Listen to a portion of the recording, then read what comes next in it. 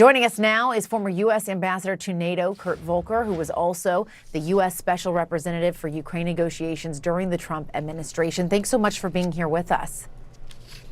Thank you. It's a pleasure.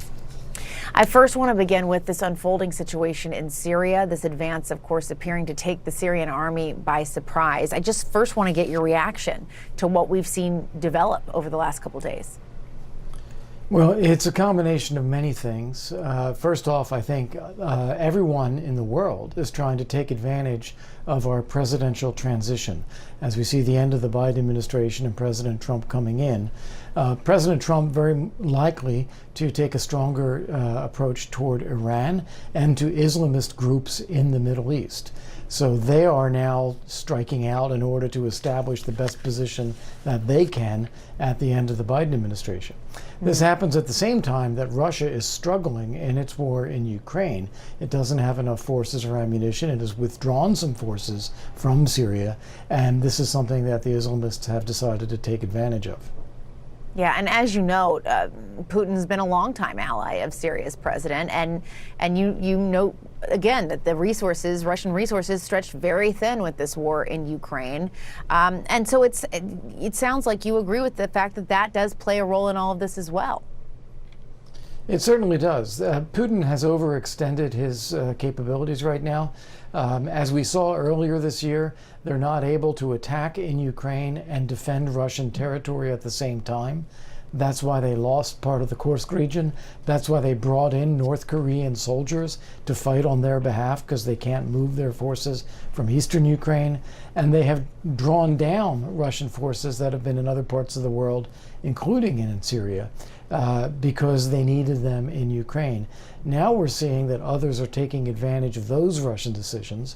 And at the same time, we are seeing an urgency on the part of many players, whether it is Iran trying to shut down Hezbollah a little bit, whether it is these Islamists trying to take over more ground in Syria, whether it's Hamas releasing this video of a hostage trying to get a deal with Israel, or whether it's Russia, despite their weaknesses, stepping up attacks in Ukraine and threatening nuclear use, all in order to try to position before Trump takes office. And so you know that you know, they are all trying to get, you know, the upper hand or make the most of this in-between time before President-elect Trump takes office.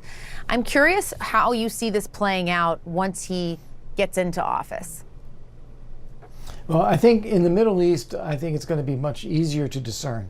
You're going to see a return to a policy of maximum pressure on Iran and holding Iran accountable for the actions of Hamas, the Houthis, Hezbollah, and an intolerance of Islamist terrorist groups such as what we're seeing happen in Syria right now. So I think that part is clear, and they are all positioning, assuming that Trump will be tough on them. In the case of Russia, it's a little bit less clear. Russia is assuming that there's going to be pressure for some kind of deal. So it wants to demonstrate as much strength as possible in this short period of time to try to position itself for the best deal that it can get. That may not actually work. They may be misreading Trump on this.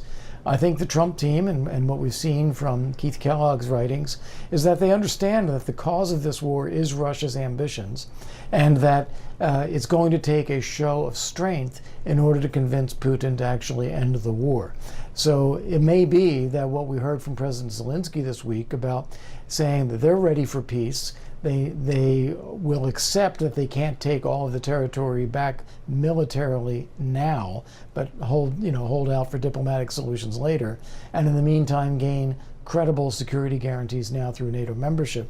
That is actually shifting in a direction that really may be to Trump's favor. It may turn out in a way very different from what Putin is actually hoping for.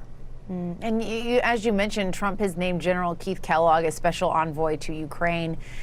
We know he's previously suggested freezing the war's front lines and creating a demilitarized zone. Do you anticipate that we're going to see something like that? And do you think that might be a fair starting place for negotiations?